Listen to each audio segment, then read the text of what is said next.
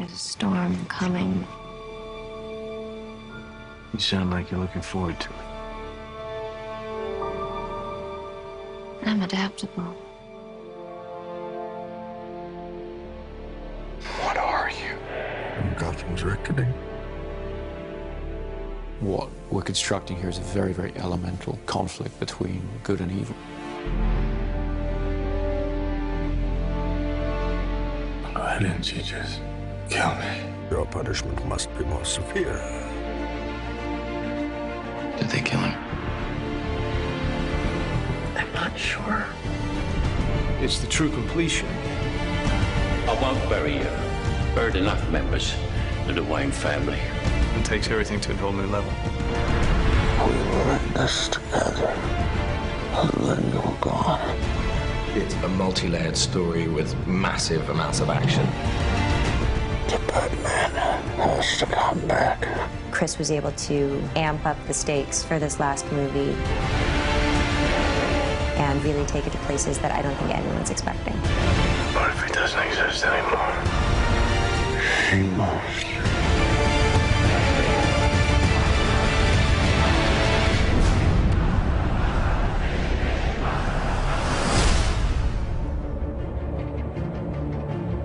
At the beginning of The Dark Knight Rises, we find a Bruce Wayne who's been damaged by his experiences as Batman.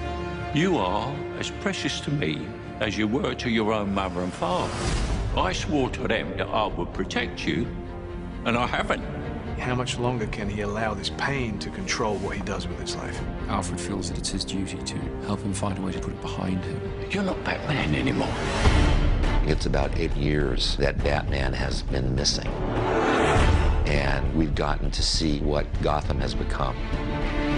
Everything seems fine on the surface, but it's all built on this lie. I am the main sort of facilitator of that. It's a secret, I think, that's eaten away at him. So The Dark Knight Rises is about how that affects Gotham and how things begin to get worse once again. And now is Bruce having to deal with a new threat to the city and to himself? The choice has to be made. Is Batman going to return? It's the true test of a hero. Confronted with their darkest fears, being taken all the way to the edge. How do they come back? Do you think he's coming back? I don't know. In The Dark Knight Rises, we have an incredible ensemble that we've put together. I remember seeing Christian in the makeup chair. There was a 3-year-old in me that was like, that's Batman. It never stops giving me goosebumps. I'm standing in the suit where you walk down the steps and everyone just stops. I really wanted to see Batman meet his match. There's a new kid in town. This is the first time that Batman has come across anybody who is superior physically. Mr. Wayne. Wayne's not ready to be reasoned with. When Gotham is ashes, you have my permission to die. Some people want to watch the world burn, but Wayne's come to pull the pin on the grenade. Tom Hardy is an extraordinary actor. What Tom is able to do just with his expressions and his eyes, it's terrifying. Through the course of The Dark Knight Rises, we'll uncover more about what drives Bane, where he comes from, what he wants. Let the games begin. And none of it's good news. He made some mistakes. It's Kyle. Girls gotta eat. Selina Kyle has her own code of ethics, which sometimes involves doing things that other people might consider questionable. We have to have a way of grounding the character, realizing that Catwoman could just be this calm woman, this grifter, this classic movie femme fatale, really. Some brazen costume for a cat burglar. Yeah? Who are you pretending to be? I think Anne understood right from the first that she was going to have to do almost everything in the film herself. She has to be that character. She took it on in the most extraordinary way. The most important thing is to fit into Chris's Gotham City. My Catwoman has to be Chris Nolan's Catwoman. Don't be shy. When you cleaned up the streets, you cleaned them good. Pretty soon we'll be chasing down overdue library books.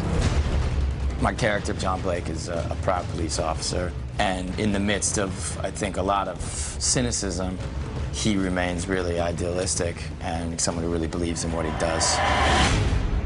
We have a new character played by Marion Cotillard, Miranda Tate, a member of the Wayne Enterprises board, and she's trying to pull him out of his shell and get him back into the world.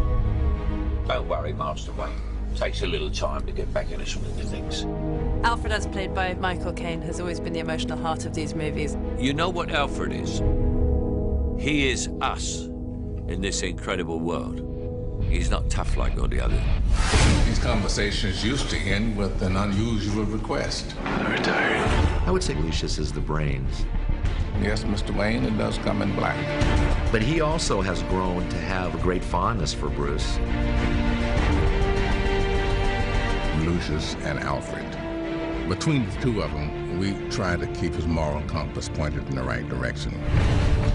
And Commissioner Gordon, to some extent, has been left on his own running the police in Gotham. Jim Gordon really is the conscience of Batman, isn't he? What's great with Batman's allies is that they really bring interesting questions that Bruce has to answer in his life.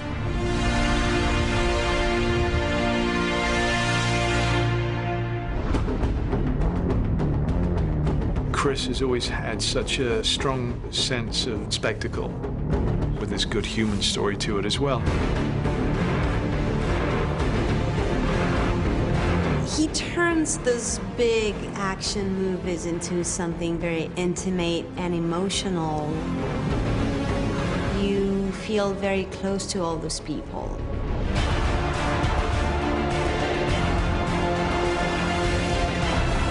In every movie that Chris has made on the Dark Knight trilogy, he's been able to keep to great filmmaking in terms of the great characters and the great character arcs. He creates whole worlds that you really can get lost in.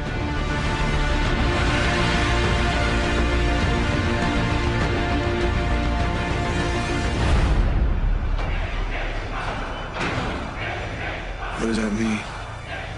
Rise. The Dark Knight Rises is certainly the biggest film that I've undertaken, by far. We really looked back to the silent era of motion pictures, when the image was paramount, when all you had was the scope and scale of the location, thousands of extras, that kind of thing. That's the kind of storytelling I was interested in exploring. Dark Knight Rises is about trying to get some of that romantic scale and modernism into it in a sort of epic way. We started the shoot in India, then we moved to the UK. After that, we went to Pittsburgh, Los Angeles, Manhattan. It's been relentless action from start to finish. We've expanded into the largest of genres, the war movie, the disaster film. They add scale, raising the stakes from a place where they were already extremely heightened. We do get a great kick out of doing this action work.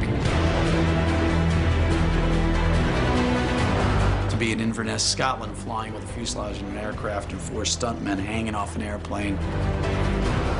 With Chris Nolan, as much as we can physically do inside of that lens is where he would like to go. We had them on the outside of the aircraft, shooting through the windows, and it was a big thing to come together. It has this wow factor. We're back at Carlington, which is this large hangar. You okay? Yep. A lot of the film takes place underground, so we've built a Gotham sewer system and we're pumping an enormous amount of water around it. We wanted to fulfill the promise of Batman Begins, which is that Wayne Manor will be rebuilt exactly as it was, but that the Batcave will be expanded and brought forward technologically. My mother warned me about getting into cars with strange men. This isn't a car. One of the biggest creations was the new flying vehicle, the Bat. It's a big insect. It's nearly 30 foot long and 17 foot wide. It needs to travel very fast up roads. It needs to climb up over buildings. Chris Corbould and Chris's designs are just phenomenal. It's a wonderful new gadget. We have a big stadium that we have to blow up. The Pittsburgh Steelers have kindly allowed us their stadium. We had almost 11,000 people turn up for one day's shooting to play fans of the Gotham Rogues. The biggest challenge is just the sheer scale of the operation that's going on. You know, we've got thousands of people in the stands, we've got multiple cameras, IMAX cameras. This is probably going to be one of the biggest, most demanding visual effects sequences in the film.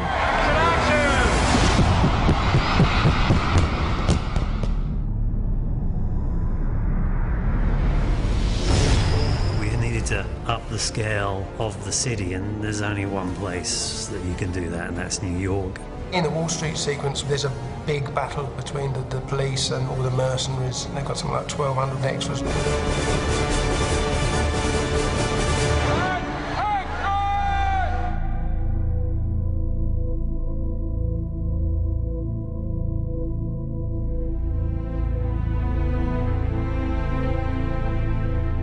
Chris really did want to shoot everything as real as possible, so there's no visual effects enhancing the amount of people that are in that scene. This was 8 months of preparation has gone into what you see here, working with the city, with the departments in order to control this set. Seeing that many bodies in the middle of Wall Street fighting each other, even if it was controlled chaos, it's still kind of like, wow.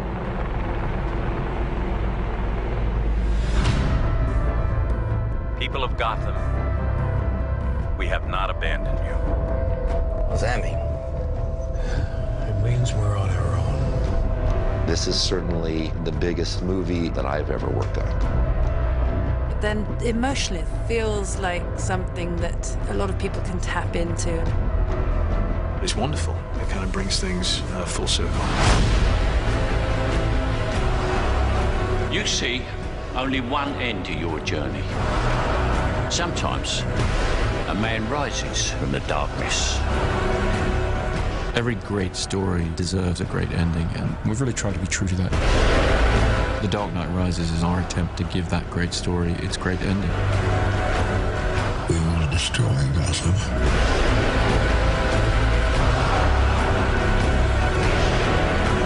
What now? War. You don't owe these people anymore. You've given them everything.